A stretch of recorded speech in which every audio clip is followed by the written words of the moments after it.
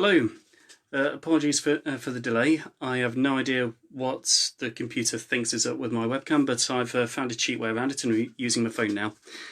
So I'm trusting that people can actually hear me and this is actually working. I will just check right now. By the way, if you're viewing this at any time other than 6 PM Greenwich Mean Time, then this is not a live video. If you're watching it like well, of course it's going to be now from your perspective, but if it's 11 minutes past 6 in the evening British time, then you are watching this live. So basically, as I told you earlier, this is going to be a live reading of the entirety of Underdogs, my first novel. And the plan right now is to read 2 chapters a day for the next 2 weeks, because it's got exactly 28 chapters. So yeah, it makes sense. The motivation behind it is, well, in my opinion, books and just cultural stuff in general is even more important now than it is in general.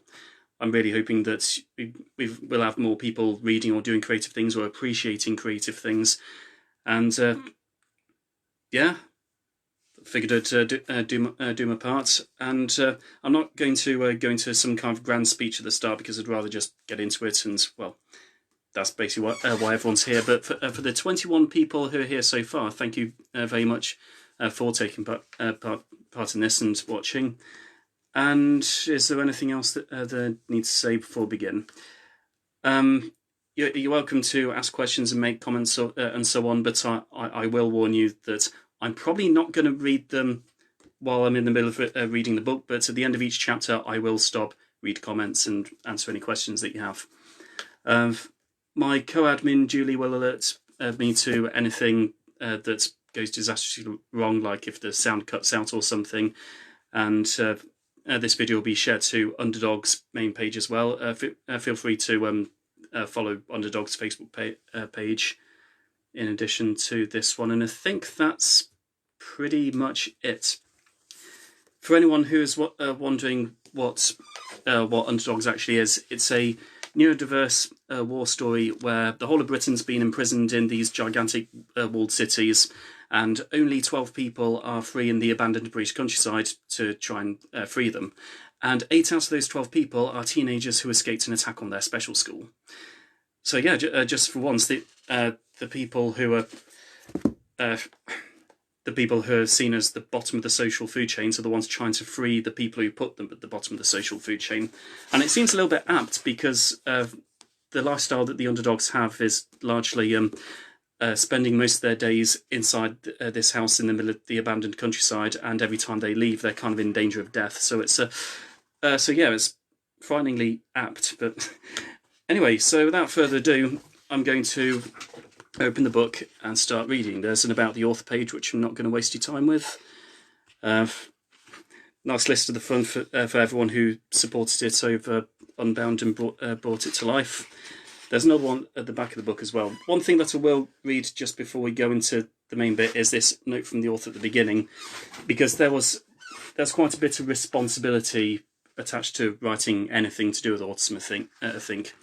But what I wrote was, the most important fact about autism, dyslexia, or neurodiversity in general is that each person's experience is different. No two autistic people, for example, are the same. We're different from each other for the same reason that non-autistic people are. In recent years, we have seen a much wider representation of disability and neurodiversity in works of fiction. Much of the time, these works are criticised for not representing the entire community, and of course they don't. It's impossible to represent a whole population when it consists of individuals. Therefore, I encourage you to see the Underdogs as characters in their own right, rather than poster children for their conditions, disabilities, or differences. Ewan, the main character, does not represent every teenager with a PDA profile. He represents Ewan. Kate does not represent every autistic girl with severe anxiety. She represents Kate. Charlie does not represent every boy with ADHD. He represents Charlie. Humans are individuals in all corners of humanity. The Underdogs are no exception. So, I'll take any comments just before we start reading. I can see a couple saying thank you, and well, yeah, you say thank to me. Thank you very much for watching and engaging, and I hope you end up enjoying it. So here we go. Underdogs, Chapter 1. A reflective road sign with a 30 mph speed limit suggested that a village was close by. The crumpled frame of a Citroen lay wrapped around the sign's pole. A year ago, some idiot had tried to escape in a car. The driver's body had been left for nature to sort out, and nature had done a good job of it. The skeleton slumped over the steering wheel would remain in place for decades to come, and so would the bullets that had dropped to the leather seat as the skin around it had been eaten away. Ewan poked his rifle through the car's remains. They had not been ambushed this far from New London for half a year, but he wasn't known for taking stupid risks anymore. With nothing of interest inside the vehicle, he glanced up at the sign. There was still enough daylight to read the sentence beneath it. Sandwich welcomes careful drivers. Repeat after me, Ewan, came Alex's deep voice, booming out from 10 steps behind him. We are definitely stopping here tonight. What, your little legs are getting tired?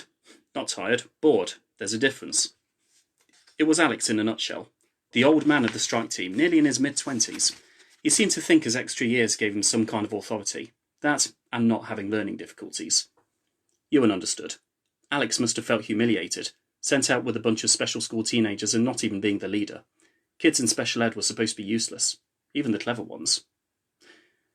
Ewan left the Citroen and led Alex and Charlie into Sandwich. The other half of the squad would be less than a mile behind. He glanced across at Charlie and tried to decipher his best friend's mood. Ewan would make the same decisions however Charlie felt about them, but it was better to guess his reaction in advance. Objections were always problematic when they came from a 15-year-old short lad with ADHD and intermittent anger issues. I'll give us half an hour, Ewan said. No more. The more walking we get done tonight, the quicker we get to the Citadel tomorrow, and the less knackered we'll be if any gunfire starts. Ewan checked around for nodding heads. Alex and Charlie would not be happy, but they knew whatever Ewan said he meant. Yes, I do need that much water. At the start of the war, there had been more than 30 people in Dr. Joseph McCormick's band of underdogs. Less than half of them were still alive, and Ewan's leadership had grown more uncompromising with every death. There were 12 underdogs left now, 6 of them on that night's mission. Ewan was pretty sure that was half. 2 6s made 12 after all. Common sense told him that a war between 12 humans and Nicholas Grant's million cloned soldiers was already hopeless, and the British people would be imprisoned in the citadels forever, especially since 8 underdogs were teenagers from Oakenfold Special School. But Ewan's whole brain was built for defiance. Dad would have been so proud to see his son become a soldier too, Ewan thought. But they'd never have had me in the old army, nor with a diagnosis like PDA. PDA, pathological demand avoidance, because regular autism just wasn't enough. Ewan looked around the street, in search of a suitable refuge building. Number 22, he said. Can't see the house numbers from here, mate. Alex is showing your age. Green door, halfway down on the right. At least 5 exits including windows and a nice view over the fields. Charlie, recklessly impulsive like most of the other ADHD guys at Oakenfold had been, made sure he was the first to run down the road and hop into the stone-walled garden. Stay there, he called out to Ewan. Check the rest of the road. I've got this. Charlie kept moving as if nothing had happened, but a small fire was brewing in Ewan's mind. That was all it took. A simple command, even from someone he trusted as much as Charlie, placed enormous anxiety on his shoulders.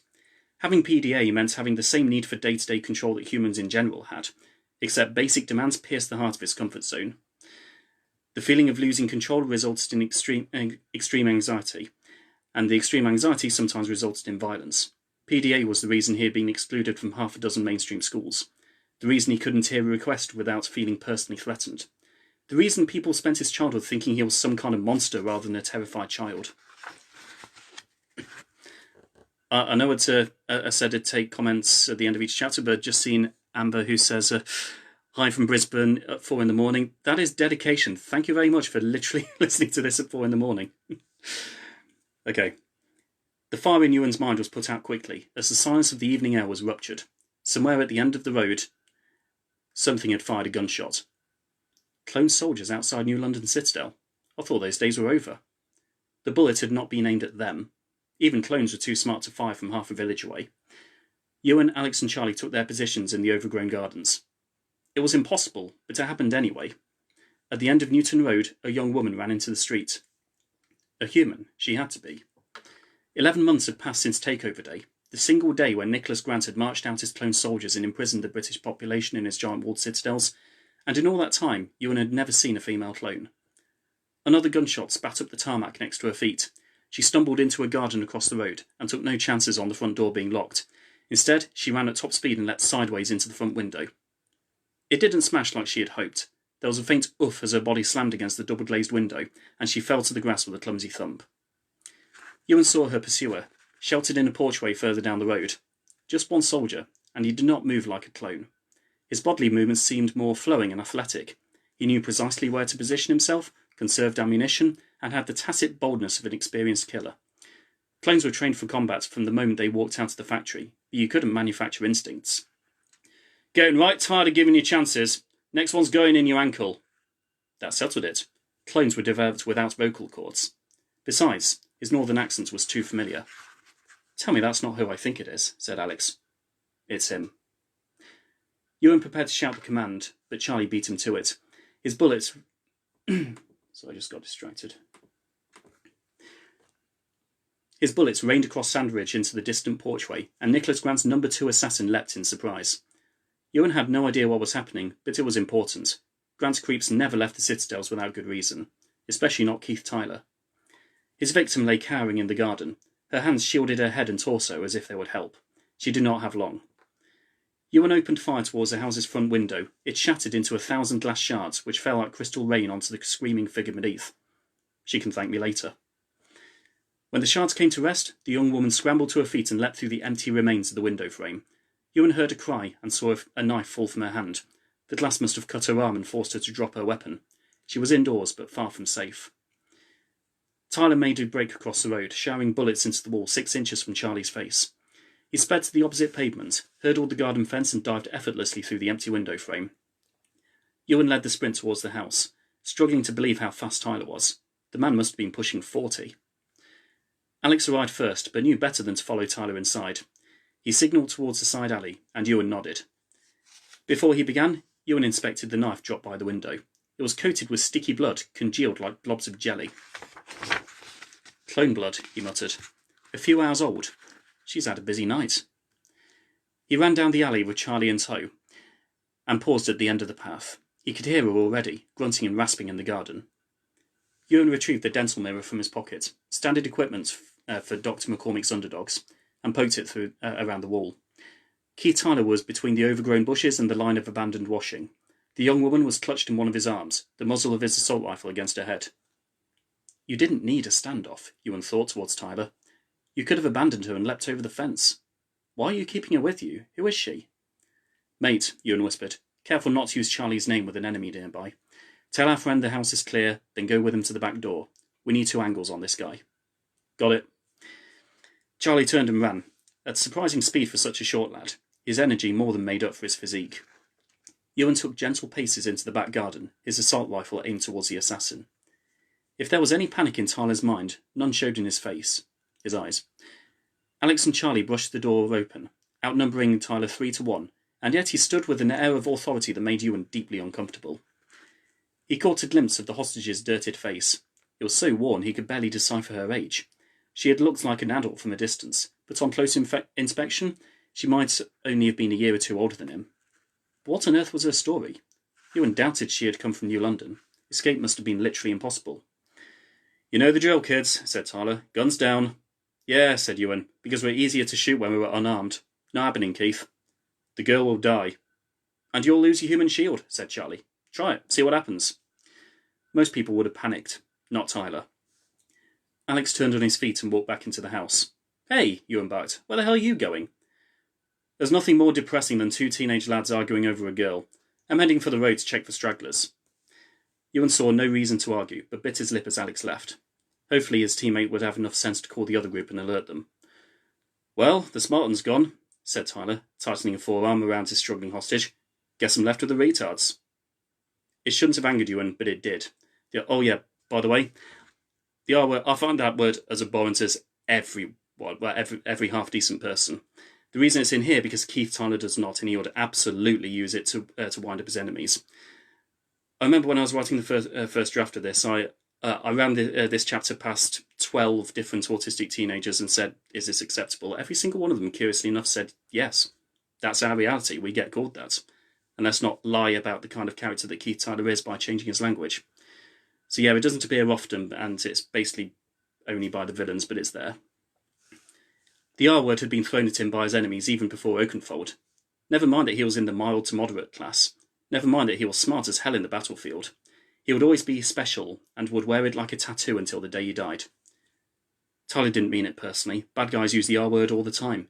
He couldn't possibly know what school we went to. 2 retards beat 1 any day, yelled Charlie, with emerging anger in his voice. No, Charlie, please not now. Yeah, said Tyler, if you're fine with killing humans. And I don't think you are. Sure, you've took out more clones than you can count. Maybe literally. But killing me would be different, right? Tyler's intense eyes looked straight into Ewan's. Right? Ewan did not let his face move, did not let an eye twitch. But he could sense Charlie's reaction at his side, as if he were trying to look unnatural with a weapon. You've never killed a real guy before, have you? Tyler asked him. Maybe, maybe not. That means no. It means yes, Ewan thought. Just once. But I was a different person back then. McCormick saved me. Ewan's brain became a wildfire of thoughts. He's in control and he knows it. Charlie's getting angry, and the washing line must be distracting him too. He only needs to outwit me, and... You are not in charge, Tyler said, with the slow precision of an old-school headmaster. I am in charge, and you will put the gun down. Authority had always been Ewan's weakness, and it was alarming how quick Tyler had worked it out. He was in control, he was making demands, Nope, we're alone, said Alex, reappearing at the back door with a cool grin. Now, Keith, my dear numpty, why is she still alive? What? You could have killed her and got away. Instead, you got yourself trapped with no chance of escape, just for her. Why? I've been in worse messes than this. Then you're a crap assassin. Now answer the question. Keith Tyler, secondary assassin to the most powerful man on the planet, had lost his authority. But even then, his confident expression did not falter. Who is she, Keith? Ewan asked. You really have no idea, do you? Tyler answered with a small laugh. Ewan suppressed a shudder. He had never been talented at reading people, but Tyler's face was transparent enough. He still planned to get out with his hostage, perhaps even kill a few underdogs on the way. He was capable of it too. Wakey, wakey, Keith, said Charlie. Tyler began to laugh. All right, I'm surprised she even needs an introduction. Gentlemen, this lovely girl is Shannon Rose. It was like the sound of her name woke her up. Shannon shrieked and launched a fist towards Tyler's face. Instead, she hit his neck. But it was enough to silence him and for his jugular to gush blood. When she reached back, Ewan saw the shard of window glass in her hand. Tyler stumbled, tried to re-aim his weapon, but did not detect Shannon stealing the hunting knife from his belt until it was plunged into his stomach. Tyler screamed and fired wildly across the garden, unable to stop himself falling backwards onto the grass. There, Shannon held down his gun arm and began a frenzied attack with the knife. Ewan could only watch in shock and relief as Tyler's knife was thrust in and out, in and out, in and out of his torso, pepper-potting his chest as his yells faded. Even when he fell silent, she kept stabbing, like she was trying to find something inside his body that was still alive just so she could kill it. It continued for half a minute before Shannon's screams turned to tears. She crawled away from Tyler's lifeless body and began to quiver helplessly. That's what it's like, Ewan thought, when you kill a human and you're not cut out for it. I could have told you that. Nicholas Grant's number 2 assassin lay dead from 100 stab wounds in somebody's back garden. He had been killed by his hostage rather than fleeing to safety without her. It was time to see who she was. Miss Rose, Ewan whispered, lowering his weapon. You can trust us. We're his enemies too. She opened her mouth, but nothing came out. Her breathing accelerated. Her hands slammed themselves over her face, and she made pained, groaning noises. Sorry, Shannon, started Alex. Allow me to introduce us. We can't use our names in the battlefield, but he's leader guy, he's angry guy, and I'm black guy. There's a bunch more guys at home. Angry guy? Snarled Charlie. What the hell? Couldn't call you black guy, could I? Answered Ewan with a finger pointed towards his face. How'd you call you something, mate? Charlie opened his mouth, but Ewan cut in just in time. We can take you with us, he said to Shannon. We'll protect you. She fainted. Ewan hadn't seen it coming. Shannon Rose left the conversation and fell to the grass as if someone had switched her off. The others got over their surprise quickly. Ewan's last sentences had grabbed their attention. With us, said Alex, biting his lip. She'll get killed in New London, said Charlie. Not there, guys. I'm pausing the mission. We're taking her home. Ewan did not check their faces for reactions. He was fixed on Shannon, trying to calculate how long she will take to carry. It would be dark in less than an hour. Did you talk to the others? They're coming, said Alex. Good. The 6 of us can take turns carrying her home. Look, mate, I'm all for helping her find her home, but... Does she look like she wants to go back? Alex shook his head in confusion. I don't get it, Ewan. It's not like you to duck out of breaking and entering. You love ammo raids. This is a human life, came Ewan's answer, or maybe McCormick's words through his mouth. Those are rare and precious these days. He could not stop his gaze from drifting to the dead body of Keith Tyler. Rare and precious. Yeah, right. Besides, he finished, I need to know why Tyler wanted her so much. The ammunition will still be there tomorrow. But if we leave her now, we lose her. We're taking her to Spitfire's Rise. And that's the end of the first chapter.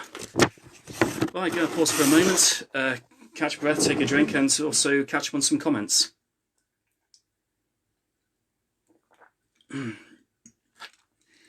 Yeah, about the R word. But basically said everything I was planning to say on that. I understand why it threw a few people. To be honest, it was kind of meant, from Keith Tyler's perspective, it was meant to do that. That's exactly the kind of thing that the guy would do. And it's more of an illustration that only the bad guys are the ones using that word. The good guys tend to be the victims of it more than the perpetrators.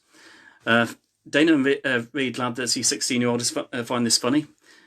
One interesting thing I found, you know the bit where Shannon runs for the window, jumps through it, just assuming that she'll smash it like in the movies, but she just bounces off and lands on the grass with a clumsy thump. I didn't actually write that in order to be funny, but everyone seems to laugh at it anyway, which kind of sums up me, really. People often comment on my great sense of humour, and that'd be a great compliment if I was actually trying to be funny. Thank you, Ronnie. And, oh, hi, Julie. I'm going to check on some notifications. By the way, if you have any questions or any comments or anything that wasn't quite clear, now is the time to read them before I start chapter 2. And, yep, caught up in notifications. Thank you, Paul. I'm glad you've got a chance for this as well. And incidentally, thank you very much for buying the book. So, unless anyone has anything else, I'm going to start chapter 2. And this is from Kate's perspective. You'll get to know Kate rather well, rather quickly, and she is one of my favourite characters.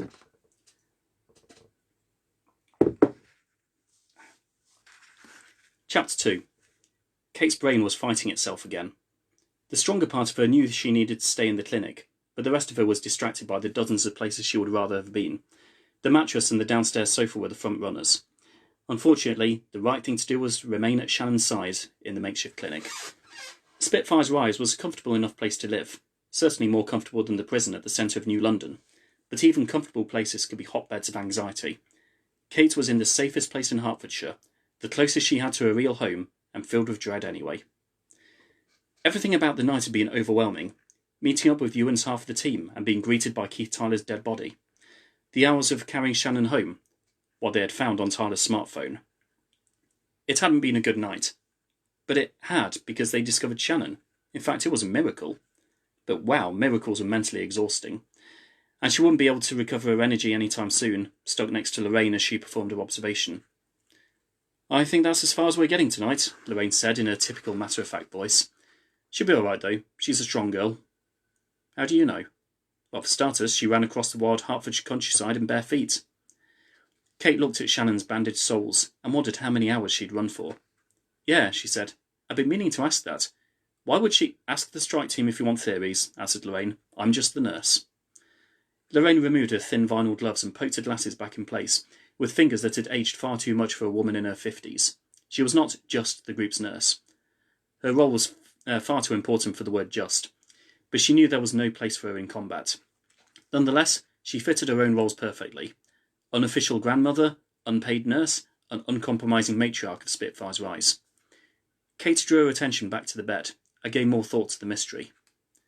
She's not wearing anything warm, she said, so whatever happens, she didn't have time to prepare. And maybe Tyler took her shoes. All I know is that Shannon's extremely brave, Lorraine interrupted. She'll recover, even if it takes time. You admire her, don't you? She deserves it. Here, take a look at the notes I made. Lorraine reached into one of her trays and retrieved a blank whiteboard and a marker. A couple of silent scribbles later, she handed it to Kate. She's awake, it said. Kate froze, glanced at Shannon's body, but saw no signs for herself. Lorraine must have detected her confusion, because she wiped the board clean and wrote 2 more sentences. Faints only last a few minutes. You carried her for hours. Yeah, that's a common misconception, by the way. When you get knocked unconscious, it's very rare that you're out for hours, and if you are, you need to go straight to the hospital. Normally, it's only a matter of minutes, certainly not long enough to be unconscious the whole way between Sandridge and Spitfire's Rise. Of course, the Underdogs didn't know that, but Lorraine does. She's been pretending all night, thought Kate. That must have taken some stamina. So yes, Lorraine finished, there's a reason to be positive. Lorraine looked right into Kate's eyes, which made her twitch in discomfort, and then winked. The wink could have meant anything. Maybe something was wrong and she didn't want Shannon to know. Or maybe it was a general hint to talk positively around her. Or both, or neither. Kate preferred people to be specific, but Lorraine must have had no choice around listening ears. Well, Kate said, trying her very best to be subtle, I hope she can help us when she wakes up. Ewan found something on Tyler's phone, and I wonder if she knows... Lorraine raised her hand, and Kate's voice stopped. Did I do something wrong? Lorraine wouldn't have stopped me unless it made things worse. Oh crap, I really am making Shannon worse. I shouldn't be here.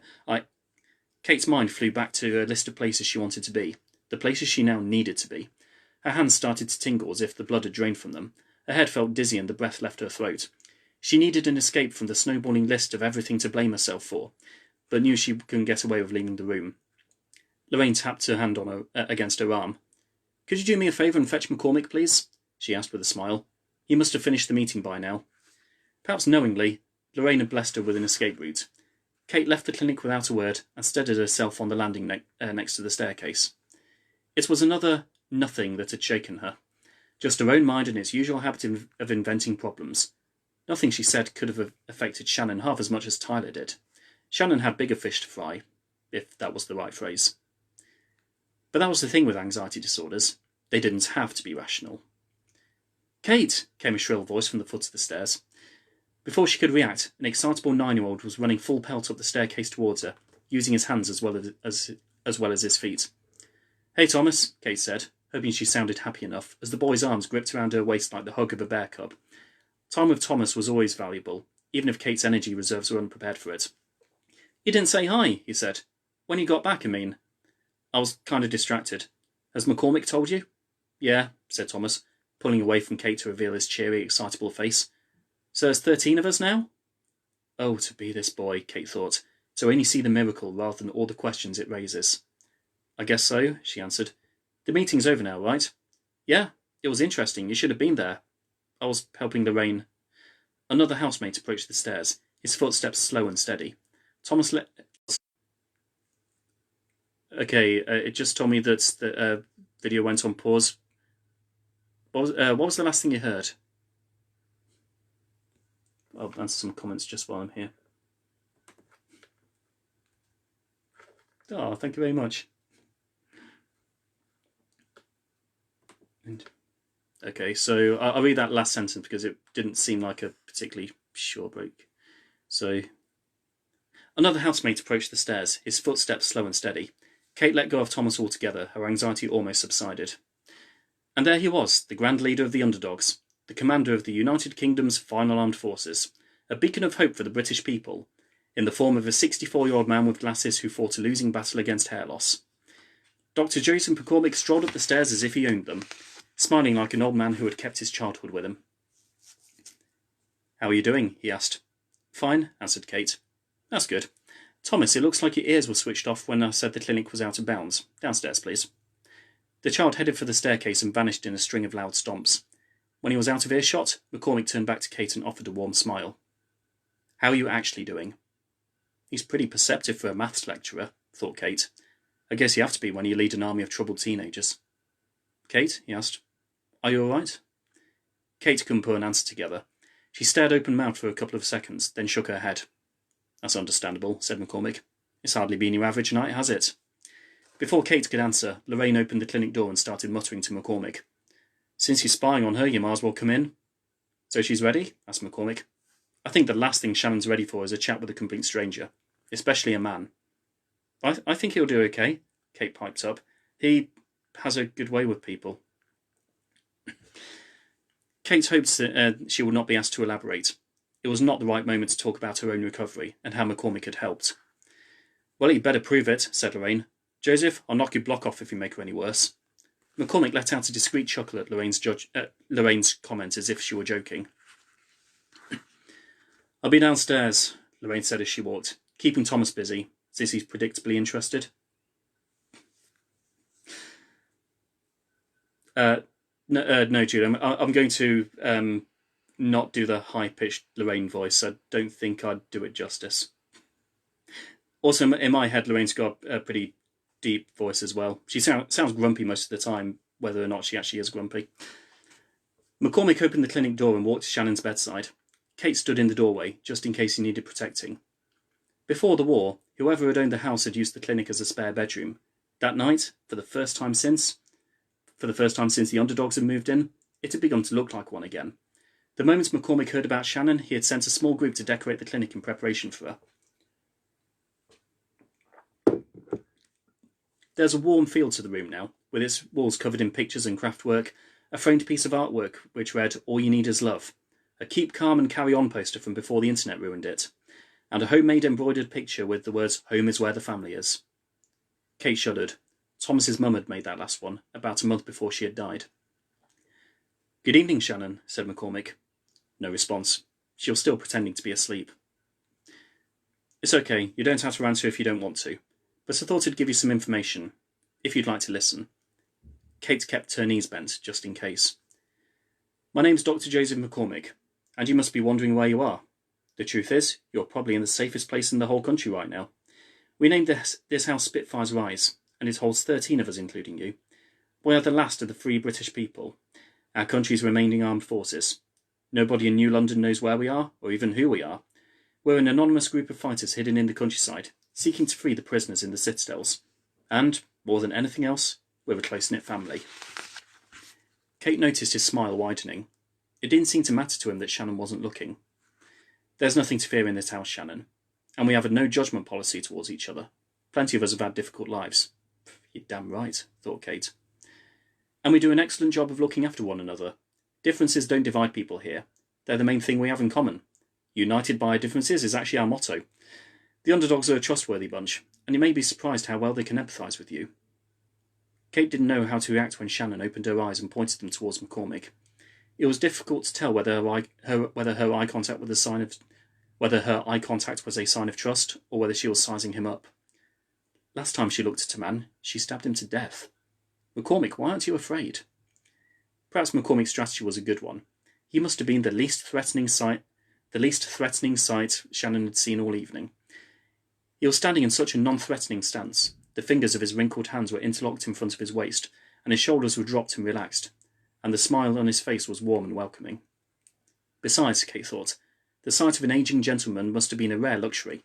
Men of McCormick's age were at a natural disadvantage on takeover day. It was amazing that a man like him made it to Spitfire's Rise, while the rest of his generation were herded into the giant prison at the centre of New London. "You must have 1,000 questions you want answering," he continued, "and I know I won't cover them all by rattling on. So here's your chance to ask me anything you like, and I promise you'll get a truthful answer." It was only when McCormick stopped talking that Kate noticed how low and soft his voice had been. There was little difference between the sound of his speech and the silence that followed it. She won't ask any questions. It would mean trusting a stranger with her words. "I see," said McCormick, unsurprised at the silence. He gestured to the door with an outstretched hand. "Then perhaps you'd prefer to just look around." Shannon's fingers clutched the mattress as tightly as her nails would let them. McCormick took 2 steps closer to her bedside and knelt down. Kate prepared to jump into action. Shannon was within attacking distance of his face, but nonetheless, McCormick's smile remained. "Shannon," he continued, "I'd like you to listen because this is very important. I have no idea what you went through before we found you, but there are some things I am sure about. First, I know you're safer now than you ever could be outside. I know that all 12 of us are so grateful to have a new friend, and will do anything we can to make you comfortable. I also know you're curious about what lies outside that door, how we get our electricity, where our supplies come from, and how we've sheltered here for 11 months without detection." At the end of the sentence, McCormick's voice turned serious. "More than anything else, I know that the longer you lie on this bed, the harder it will be to get up. There's so much out there to see, Shannon, and you can either lie here forever, or you can learn a thing or two about where you are, and what kind of people have put their trust in you." McCormick fell silent. Nothing happened for the first 10 seconds, or 20, or 30. But after what felt like a whole minute, Shannon started to move. How the hell does he do that? Kate asked herself.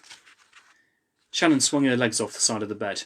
She winced as the soles of her bandaged feet touched the floor, but McCormick produced a pair of slippers from somewhere. When she rose, A couple of paper sheets fell out from her back pocket onto the bed. Kate had noticed them during the trek home, but nobody had investigated when she had pointed them out. Bigger things had been on their minds, and Shannon's body had occupied their arms. "Wonderful," McCormick said, rising to his feet and guiding his new housemate towards the clinic door. "Shannon, welcome to Spitfire's Rise." Kate stepped away from the door as McCormick approached with a very slow Shannon behind him. Her hand was on his shoulder, although Kate was sure it was out of pain rather than affection that made her do it. In the corner of her eye she saw Ewan halfway up the stairs, hanging back to keep out of Shannon's way. Once McCormick led her into one of the bedrooms, Ewan made his way up to the landing. "Where can I get people's skills like that?" he asked. "You'd probably call it life experience. How did the meeting go?" "There's no denying it," Ewan answered. "It needs attacking." Kate's heart dashed to the top of her throat, then fell twice as far. She was no stranger to combat, but she had feared that conclusion ever since they had seen Tyler's phone screen. "They don't think it will be a suicide mission?" "You're not meant to understand what this is referring to yet. Bear with me." "They don't think it will be a suicide mission?" "Clearly they think it's worth it." "And what about you?" Ewan gave no answer. Kate closed her eyes, trying and failing to hide her frustration. "It was your suggestion, wasn't it?" she said. It was barely a question. "If there's one thing worse than investigating this health centre, it's doing nothing. Why not wait for Shannon to talk?" "You think we've got that long? Come on, we're waiting for you in the kitchen." Before Kate could answer, Ewan was halfway back down the stairs. She took a deep breath. To her left, McCormick led Shannon into the bathroom and said something about the water system not working, and cracked some joke about the room being useful for collecting rare species of dust. Kate removed her phone from her pocket to check the photo one last time before Ewan's meeting. It was a shot of Tyler's screen, a photo of a photo. The best they could do was unlock Tyler's phone with a print of his dead thumb and take as many pictures of its screen as they could. If the phone were missing when someone found his body, it would cause a security overhaul like New London had never seen. But the photo gave her what she needed, a pinpoint on Tyler's Maps app, dropped at the site of an old NHS health centre just west of Hartford. It had been labelled Lieutenant Lambourne's headquarters. By the way, I pronounce Lieutenant the British way, not the wrong way. Kate had never heard of Lieutenant Lambourne. Sorry, Americans, couldn't resist. Nor did she know what went on at his headquarters. There were no clues about what would have awaited Shannon there, if Tyler had lived to complete his delivery. But something valuable was at those headquarters, something Keith Tyler had lost his life for. She walked back into the clinic, where she could be alone with her thoughts. But there was no time to lose herself in her own mind. The bed was empty, apart from the pieces of paper from Shannon's pocket.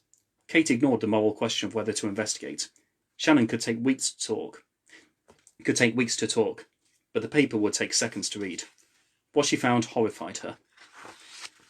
This next bit is largely visual, but it is a list of all the characters, their ages, and who they are. Kate Arrowsmith, 16, secondary student, Oakenfold Special School, Harpenden. Diagnoses: autism, severe anxiety. Charlie Coleman, 15, secondary student, Oakenfold Special School, Harpenden. Diagnosis: ADHD. Gracie Freeman, 15, secondary student, etc., global development delay. Alex Ginelli, 22, deputy store manager, Fix It Hardware Store, Bancroft Road, Brighton. Mark Gunnison, 18, post-16 student, Oakenfold Special School. Diagnosis: unclear. Jack Hopper, he's my favourite. I'm going to love introducing Jack when he comes. 17, post-16 student, Oakenfold Special School. Diagnosis: Asperger's syndrome. I know it's out of fashion now, but, well, it is literally my diagnosis, and it is literally his diagnosis. Regardless of how we identify, it is just what the diagnosis is. Joseph McCormick, 64, lecturer in Mathematical Sciences, Greenwich University. Thomas Foster, 9, Year 4 pupil, St David's Primary School, St Albans. Lorraine Shepherd, 52, nurse, Queen's Hospital Stroke Unit, Luton. Raj Singh, 15, secondary student, Oakenfold, diagnosis: dyslexia.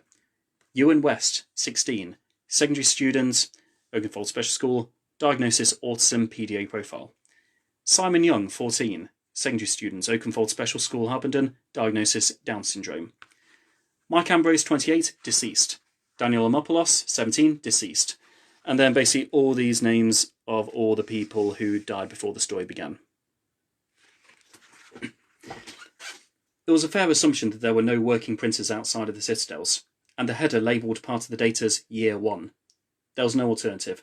The database of Underdogs could only have come from a computer belonging to Nicholas Grant. And that's the end of the second chapter. So, have I missed anything? Dana says Canadians pronounce left turn properly too. Nice. Yeah, so that's where the underdogs are right now. They've just discovered, or Kate has just discovered at that moment, that they're no longer anonymous. The villains know exactly who they are. What is completely unclear is how is Shannon involved in this, because, well, she's not talking about it, at least not yet. And also, there was something else I gotta say. Completely forgotten what it was. But yeah, any questions, comments, anything that was unclear, posted now. In the meantime, Julie has posted a link to Underdogs' Facebook page. Yes, please do follow Underdogs' Facebook page. You can get loads of updates from there about how the sequel's coming. The sequel is on track and is out in like less than 2 months, and it's the cover for it has just been released, and the cover looks absolutely gorgeous. Completely love it. Sandra says, "Is this going to be made available afterwards? My autist has to read books for school. He does better when he can listen along with the reading," which, funny enough, links into exactly what I was just about to say. What I'm going to do now is post, assuming that I can actually... Oh, come on, please. I'm going to post links to where you can basically get Underdogs now. Because for those who... I'll just mute myself on this. Yeah, for those who want to watch for the next 2 weeks, but also don't want to wait for 2 weeks before finding out how it ends and all the rest of it. This is the link for Amazon in the UK that I've just posted now. It's available physical copies and Kindle copies. If you're in America, it's there. And if you want the audiobook version, particularly Sandra, if your son wants to listen along, I was...